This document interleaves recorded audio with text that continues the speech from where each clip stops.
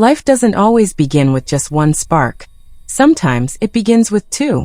Deep inside the human body, millions of sperm race forward, but only one, or sometimes two, change everything forever. In one miraculous moment, a single egg may split into two identical lives, creating twins with the same DNA, the same beginning, and a bond science still struggles to explain. This is monozygotic twinning, one fertilization, divided into two perfectly matched embryos. But nature has another path.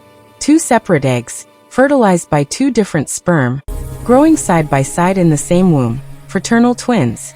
Different genetics, different traits, yet sharing the same space and time. As cells divide rapidly, DNA copies itself with astonishing precision. Placenta forms, sometimes shared, sometimes separate, while amniotic sacs protect these fragile lives.